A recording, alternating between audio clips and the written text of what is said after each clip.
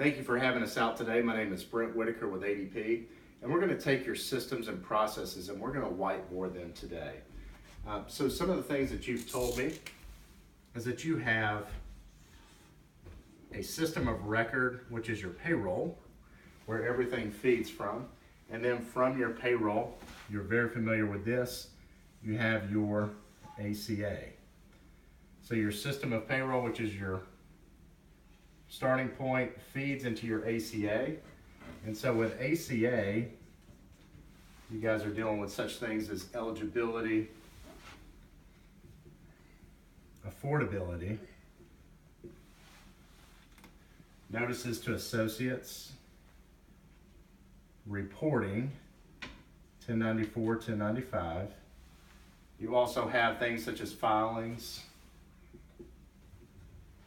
and then penalty management, which is still a very new category for ACA.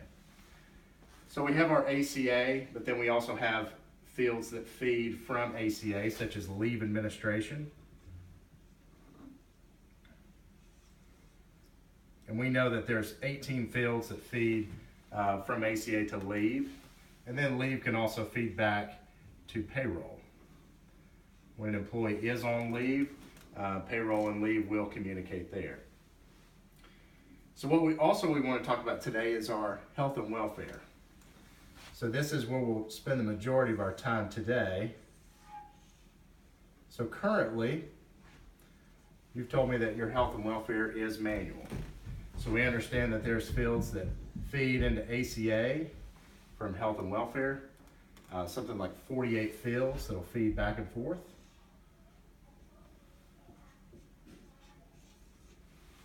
And then off of that health and welfare that you are administering manually, you have information that you need to pull out of health and welfare, such as COBRA, spending accounts. In my understanding, you guys have two sets of spending accounts. You have your FSA and your HSA with two vendors.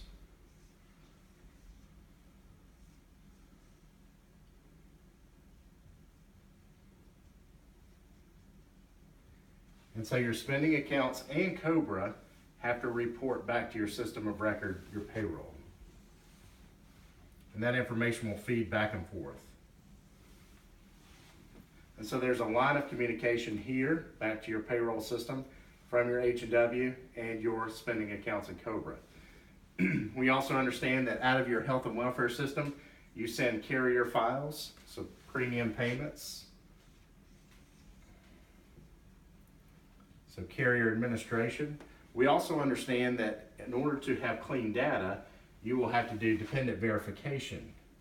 So that's another feed.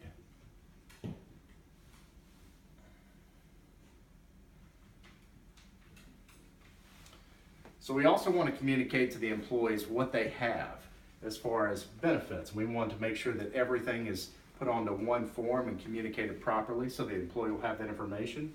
We'll call that total compensation statements.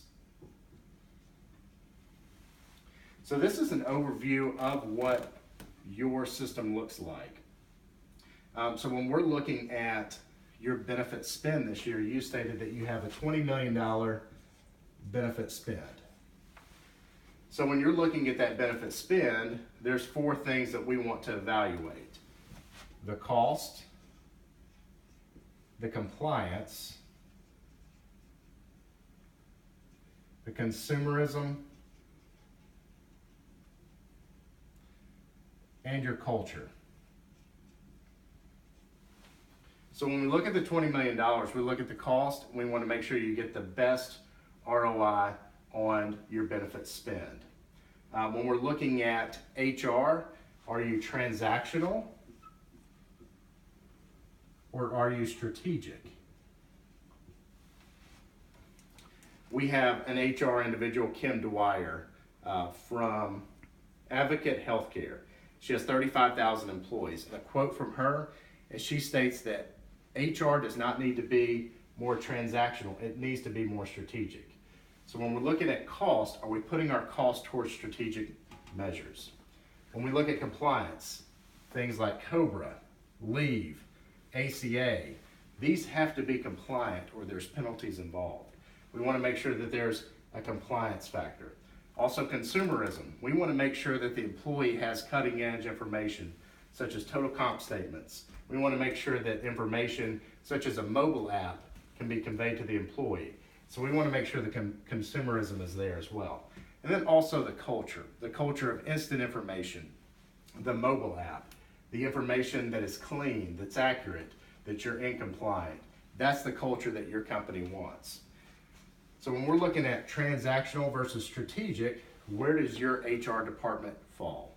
That is what we want to talk to you guys today.